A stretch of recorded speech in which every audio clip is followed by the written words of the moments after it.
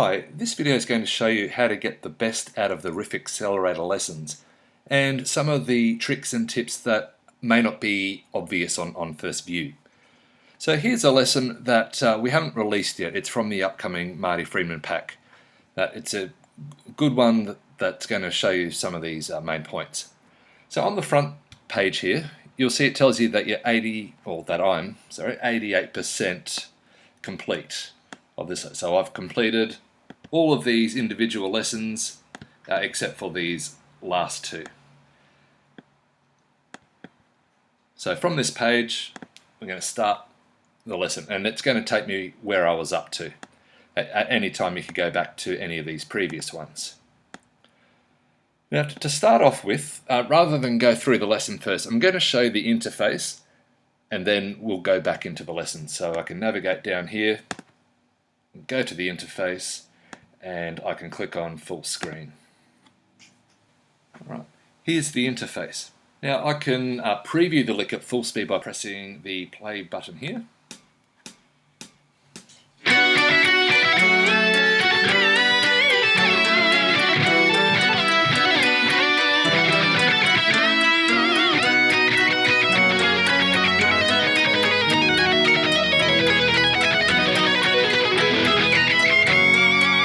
So that's the goal. And over here we have a flyout menu. And it says you can start at any of these tempos.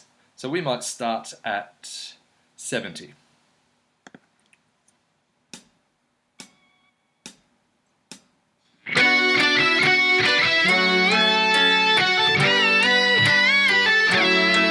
So you can hear straight away there that the audio quality is great compared to some of the slowdown software.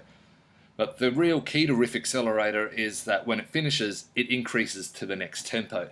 So in this case, it's going to go up to 10 BPM to 80 when we're finished. And so that is going to go all the way through until you choose to stop, and you can increase by 5 BPM, 3, 2, 1, or you can just keep looping. If you can't get past a certain tempo, you can just keep hammering on a tempo. You can also separate the lead and backing, and I'll demonstrate this.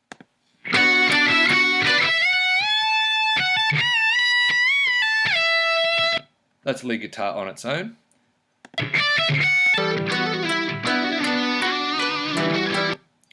And that's the harmony part or the whole backing track. But you can see what the harmony guitar part is or what chords are being played. Yeah, so that's the interface. That's what you want to get to.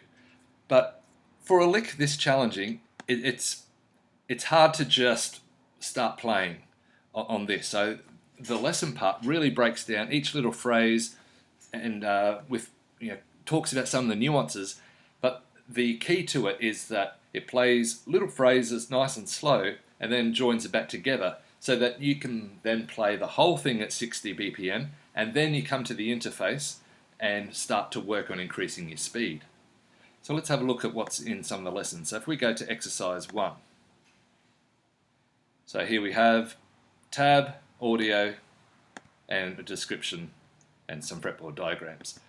But here's the phrase that you're going to learn, played at 60 BPM, which is a long way off 110.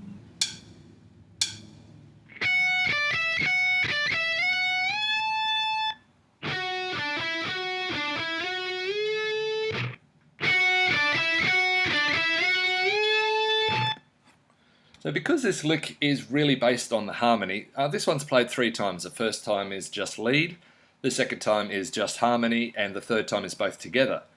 But you as a player would just keep playing this exercise here over each one, and then you can hear how your guitar blends in with the harmony part. So that's your first phrase. And now we're going to get to where those first 4 are joined together.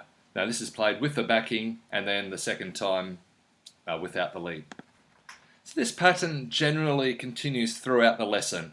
You might learn, say, 4 phrases separate, nice and slow, then you piece back together, but still played at 60 BPM. So we can quickly scroll through and have a look. This is the start of the sextuplet run, and you can see the scales that's outlined there. 4 separate phrases or so, and then here they are joined back together. So I'm sure you're getting the idea. And then the last one here.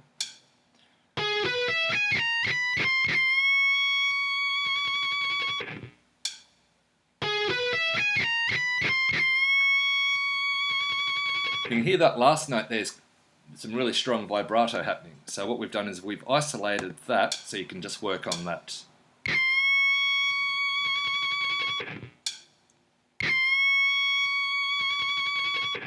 And then you take that over to the interface, and that gives you a chance to actually be able to play the right vibrato, work your way up to playing the right vibrato at a faster speed. So now we've learnt the whole lick. The last thing before we get to the interface is just a refresher that plays the whole thing, but what happens here is that sometimes the lead notes just drop out, but you've got to keep playing. So if you're playing it properly, someone listening to this would not be able to tell when the lead guitar is dropping out because you're picking up the slack. So that's the real the goal of this challenge here is firstly that you know the piece well enough that you're not relying on the tab, you're building up your ear, and secondly that you're playing it well enough that the other guitar can drop in and out and someone listening shouldn't be able to tell the difference. And if you can